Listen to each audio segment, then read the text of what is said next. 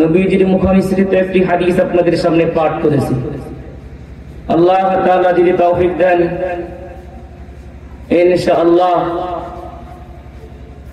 আয়াত এবং হাদিসকে সামনে রেখে কিছু কথা বলার নিয়ত করেছি। আল্লাহ তাআলা বলনে ওয়ালা শুননে ওয়ালা সবাইকে ইখলাসের সাথে আমলের নিয়তে, পরিবর্তনের নিয়তে, বুঝে শুনে আমল করার নিয়তে বসার তৌফিক দান করুন। সকলেই বলে আমিন। ঘুমিয়ে পড়ছেন আপনারা?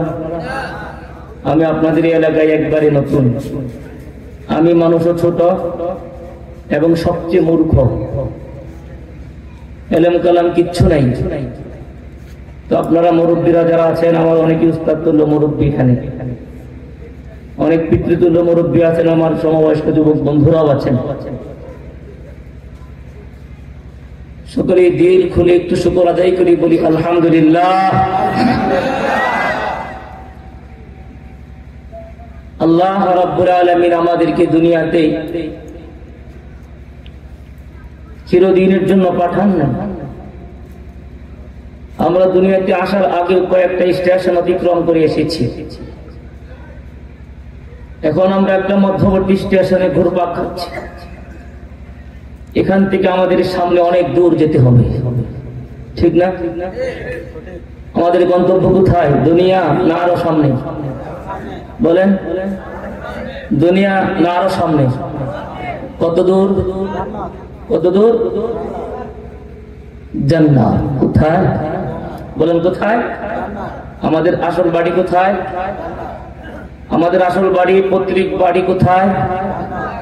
কারণ বাবা মা যে বাড়িতে বসবাস করে সেটাই তো সন্তানের।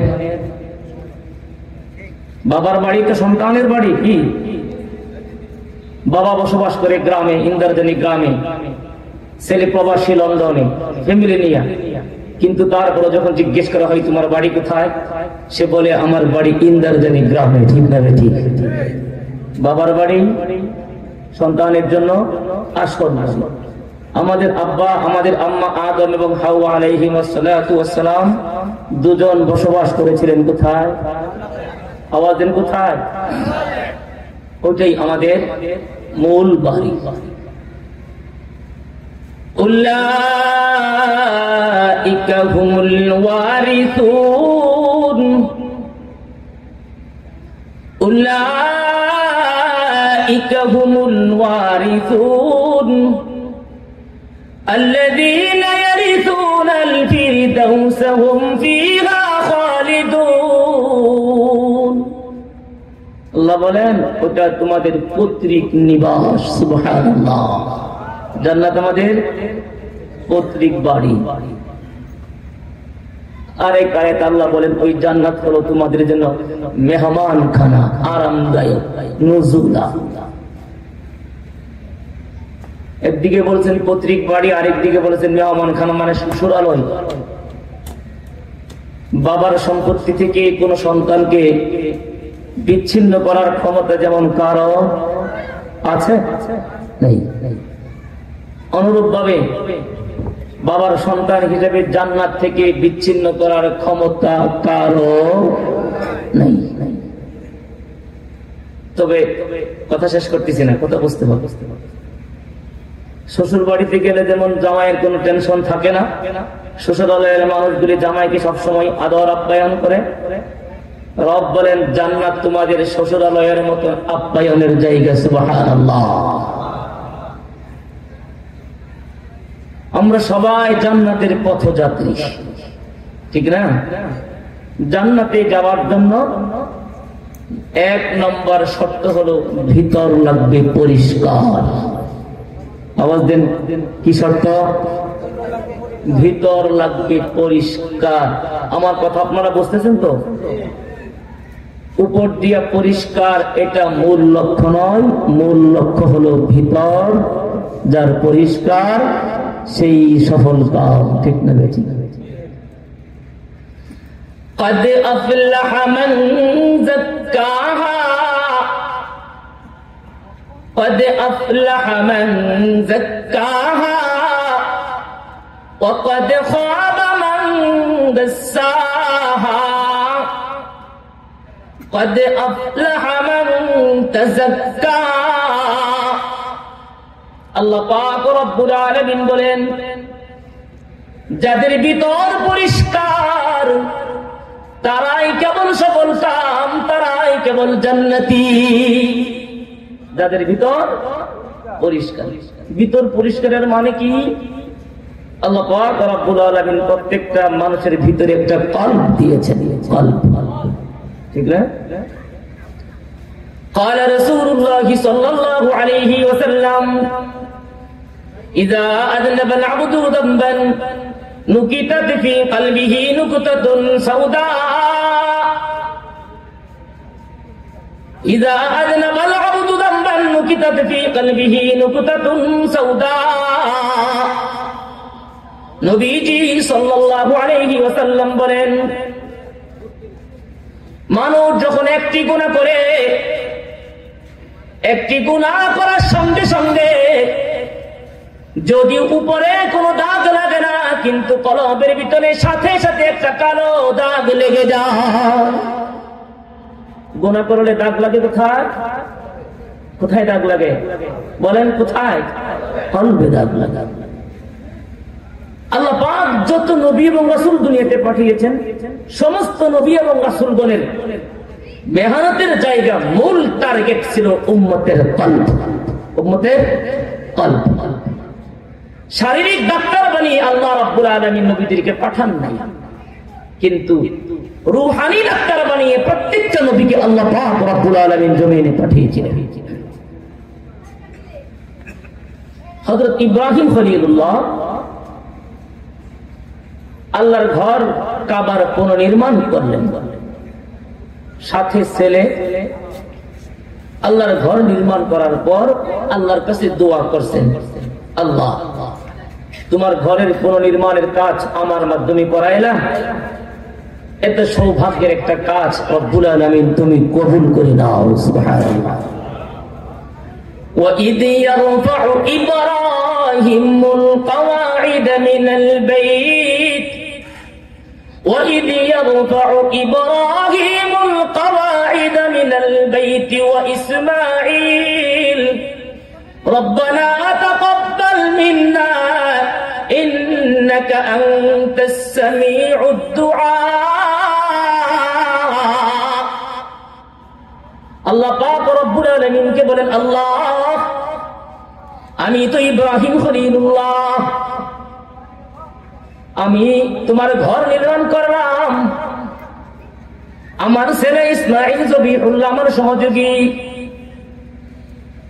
তুমি আল্লাহ ঘর বানাইলাম বাইতুল্লাহ। এখন কিয়ামত পর্যন্ত এই ঘরকে আবাদ করবে আল্লাহ, কিয়ামত পর্যন্ত এই ঘর যেন আবাদ করতে পারে, এই জন্য তোমার কাছে ফরিয়াদ। আল্লাহ চারটি দায়িত্ব দিয়া, চার কোয়ালিটি দিয়া রব্বুল আলামিন আপনি এমন একজন নবী পাঠাইবেন, রাসূল পাঠাইবেন, যেই রাসূলের দায়িত্ব হবে চারটি। আমাদের কয়টি দায়িত্ব? দোয়া কে করেছেন? ইব্রাহিম খলিলুল্লাহ। ইব্রাহিম খলিলুল্লাহ আল্লাহ পাকের কাছে দোয়া করেছেন, আল্লাহ তোমার ঘর বাইতুল্লাহর পুনঃ নির্মাণ করলাম, আমি জানি আমার নবুয়ত কিয়ামত পর্যন্ত বহাল থাকবে না, আমার ছেলে ইসমাঈল জবিহুল্লাহ তার নবুয়ত কিয়ামত পর্যন্ত বহাল থাকবে না, আমরাও দুনিয়াতে কিয়ামত পর্যন্ত থাকবো না। ও রব্বুল আলামিন, আমার পক্ষ থেকে তোমার কাছে একটা আবদার, আমার বংশের ভিতর থেকে আল্লাহ চারটি দায়িত্ব দিয়া সর্বকালের সর্বশ্রেষ্ঠ মহামানব মুহাম্মদুর রাসূলুল্লাহ বলেন না সাল্লাল্লাহু আলাইহি ওয়াসাল্লাম, জুড়ে বলেন সাল্লাল্লাহু আলাইহি ওয়াসাল্লাম, আল্লাহ চারটি দায়িত্ব দিবেন। আল্লাহ পাক রব্বুল আলামিনের কাছে ইব্রাহিম খলিলুল্লাহ মুনাজাত করেছেন। রব্বুল আলামিন বলেন, ইব্রাহিম আমি আল্লাহ তোমাকে নির্দেশ দিলাম, বানাইলা বাইতুল্লাহ, তুমি হইলা খলিলুল্লাহ, তোমার ছেলে ইসমাঈল জবিহুল্লাহ, তোমরা মিলে আমি আল্লাহর কাছে মুনাজাত করেছো আমার ঘর যেন কিয়ামত পর্যন্ত আবাদ করতে পারে। ইব্রাহিম দোয়া করতে দেরি করেছো, আমি আল্লাহ তাআলা তোমার দোয়া মঞ্জুর করতে দেরি করলাম না। জোরে বলেন না সুবহানাল্লাহ। আল্লাহ রব্বুল আলামিন বললেন, ইব্রাহিম তোমার দোয়া কবুল করে নিলাম। রব্বানা ওয়াবআথ ফীহিম রাসূলাম মিনহুম ইয়াতলু আলাইহিম আয়াতিক ওয়া ইউআল্লিমুহুমুল কিতাব ওয়াল হিকমা ওয়া ইউযাক্কিহিম। আল্লাহ তোমার কাছে ফরিয়াদ, চারটা দায়িত্ব তাকে দিবা, তার কর্মসূচি হবে কয়টি?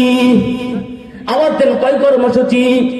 ইব্রাহিম খলিলুল্লাহ বলেন, আল্লাহ যেই নবী পাঠাইবেন সেই নবীর কর্মসূচি হবে চারটি। এক নম্বর কর্মসূচি ইয়াতলু আলাইহিম আয়াতি, এক নম্বর কর্মসূচি হলো আল্লাহ সেই নবী এই উম্মতের মাঝে তোমার কুরআনুল কারীম শুধু তেলাওয়াত করতেই থাকবে। সুবহানাল্লাহ। এক নম্বর দায়িত্ব কি? ইতলু আলাইহিম আয়াতিকি। দুই নম্বর ওয়া ইউআল্লিমুহুমুল কিতাব, শুধু নিজে তেলাওয়াত করে শোনাবে তা নয়, বরং হাতে কলমে কাগজে কলমে উম্মতকে কুরআনের তালিম দিবে, কুরআন শিখাইবে। ওয়াল হিকমাতা, এই নবী উম্মতকে যেই তালিম দিবে ওই তালিমটা নবীজির আদর্শের মাধ্যমে সুন্নতের মাধ্যমে জমিনে বাস্তবায়ন করবে। তিন নম্বরে হলো হিকমত শিক্ষাদান করবে। চার নম্বরে হলো আল্লাহ যেই উম্মতের ভিতরে দুনিয়ার মহব্বত আছে, যেই উম্মতের কলবের ভিতরে মূর্তি পূজার মহব্বত আছে, দুনিয়ার মহব্বত আছে, অথচ সেই কলবের ভিতরে আল্লাহর মহব্বত ছাড়া নবীজির মহব্বত ছাড়া কারো মহব্বত কি জায়গা দেওয়া যাবে না। কারো বি হো বারো বি হো, কারো বি হো বারো বি হো, लेकिन दिल में यार हो, लेकिन दिल में यार हो। দুনিয়ার সব থাকতে পারে কিন্তু কলবের ভিতরে থাকবে না, বাহিরে থাকবে। আল্লাহ পাক রব্বুল আলামিনকে ইব্রাহিম খলিলুল্লাহ বলেন, আল্লাহ এই উম্মতের ভিতরে মূর্তি পূজার মহব্বত ঢুকে গেছে, এই উম্মতের ভিতরে দুনিয়ার মহব্বত ঢুকে গেছে, এদের ভিতর পরিষ্কার করবে। এই জন্য এমন একটা দায়িত্ব তাকে দিবেন, ওই নবী গিয়া দুনিয়াতে কেবলমাত্র মানুষের বাহিরটা পরিষ্কার করবে না, ওই নবীর 4 নম্বর দায়িত্ব হলো আল্লাহ ওই নবীজি গিয়া দুনিয়াতে প্রত্যেকটা মানুষের অন্তর পরিষ্কার করে দিবে। দায়িত্ব কয়টা? আমার কথা আপনারা বুঝেন তো? হ্যাঁ, কষ্ট হয়। 4 দায়িত্ব। 1 নম্বর সিরিয়াল ঠিক রাখবেন, 1 নম্বর তিলাওয়াতে কুরআন, 2 নম্বর তালিমে কুরআন, 3 নম্বর তালিমে হিকমা, 4 নম্বর তাজকিয়া আত্মশুদ্ধি, ভিতর পরিষ্কার করা। আল্লাহ দোয়া কবুল করছে কি করছে না? দোয়া কবুল করছে না করছে না? হ্যাঁ, ইব্রাহিম নবীর সিরিয়াল হলো প্রথমে তালিমে তিলাওয়াতে কুরআন, 2 নম্বর তালিমে কুরআন, 3 নম্বর তালিমে হিকমা, 4 নম্বর আত্মশুদ্ধি তাজকিয়া।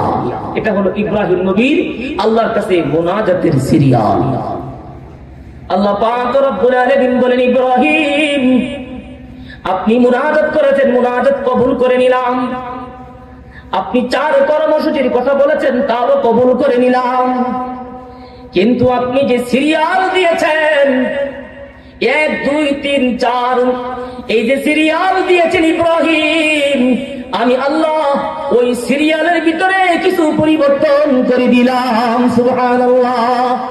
লাকাদ মান্নাল্লাহু আলাল মুমিনিন, লাকাদ মান্নাল্লাহু আলাল মুমিনিন ইয বা'আথা ফীহিম রাসূলাম মিন আনফুসিহিম ইয়াতলু আলাইহিম আয়াতিহি ওয়া ইউযাক্কি يزكيهم ويعلمهم الكتاب والحكمة وإن كانوا من قبل لفي ضلال مبين আল্লাহ পাক রব্বুল আলামিন বলেন ইব্রাহিম আপনি মুনাজাত করেছেন, মুনাজাত কবুল করে নিলাম, 4 কোয়ালিটি বলেছেন তাও কবুল করে নিলাম, কিন্তু আপনার 1 নম্বর সিরিয়াল ছিল তিলাওয়াতে কুরআন, 2 নম্বর সিরিয়ালে ছিল তালিমে কুরআন।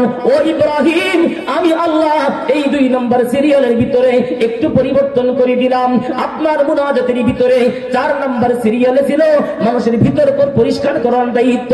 আল্লাহ পাক রব্বুল আলামিন বলেন ইব্রাহিম আপনি যে জিনিসটাকে 4র্থ নম্বরে রেখে দিয়েছেন আমি আল্লাহ শুধুমাত্র ওই 4 নম্বরটাকে 2 নম্বরে নিয়ে নিলাম। 4 নম্বরটাকে 2 নম্বরে কেন নিলেন? আল্লাহ পাক রব্বুল আলামিন বলেন ইব্রাহিম আমি আল্লাহ শুধু এতটুকু চাই মানুষের ভিতর পরিষ্কার করবে, মানুষের কলবের ভিতরে আল্লাহ পাকের মহব্বত থাকবে, মানুষের কলবের ভিতরে আল্লাহ পাকের ইশক মহব্বত থাকবে।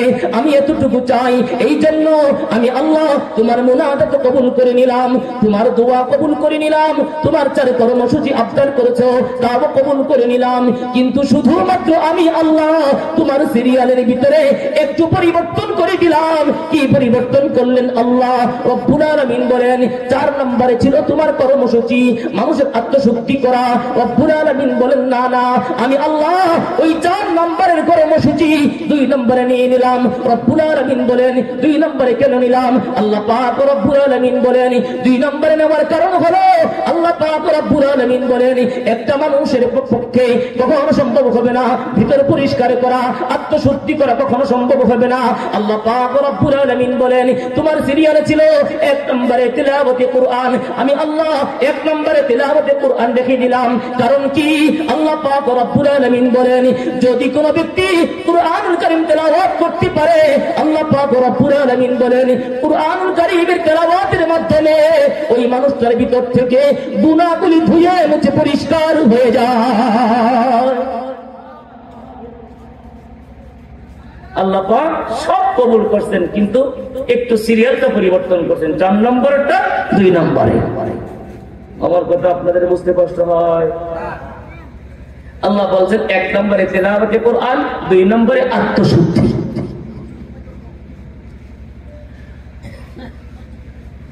عن عبد الله بن عمر رضي الله تعالى عنهما قال قال رسول الله صلى الله عليه وسلم إن هذه القلوب تصدأ كما يصدأ الحديد إذا أصابه الماء قيل يا رسول الله وما جلاؤها قال كثرة ذكر الموت وتلاوة القرآن।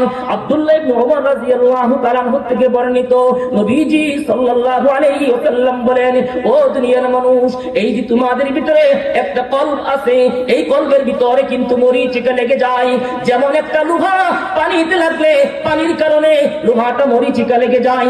রাসূলুল্লাহ সাল্লাল্লাহু আলাইহি সাল্লাম বলেন ঠিক তেমনি ভাবে বান্দা তোমাদের কলবের ভিতরে গুনার মরিচিকা লেগে যায়। ও দুনিয়ার মানুষ লোহা পরিষ্কার করার জন্য কত অত্যাধুনিক পদ্ধতি আছে। রাসূলুল্লাহ সাল্লাল্লাহু আলাইহি ওয়াসাল্লাম বলেন তোমাদের অন্তর পরিষ্কার করার জন্য দুনিয়ার কোনো মেডিসিন দিয়ে পারবা না, সাবান দিয়ে পারবা না, বিভিন্ন রকমের পাউডার দিয়ে পারবা না। নবীজি সাল্লাল্লাহু আলাইহি ওয়াসাল্লাম বলেন অন্তরকে গুনাহ মুক্ত করতে হলে আল্লাহ পাক রব্বুল আলামিন তোমাদের জন্য 2টা মেডিসিন দিয়েছেন। 1 নম্বরে হলো কাসরাতু যিকিরিল মাউত, বেশি বেশি মৃত্যুকে স্মরণ করা, বেশি বেশি মৃত্যুকে স্মরণ করা। 2 নম্বরে হলো ওয়া তিলাওয়াতুল কুরআন, 2 নম্বরে হলো কুরআনুল কারীম তেলাওয়াত করা। নবীজি সাল্লাল্লাহু আলাইহি সাল্লাম বলেন যদি কোনো ব্যক্তি কুরআনুল কারীম তেলাওয়াত করতে পারে এই ব্যক্তি তেলাওয়াত করার কারণে তার ভিতরটা অন্তরটা পরিষ্কার হয়ে যায়।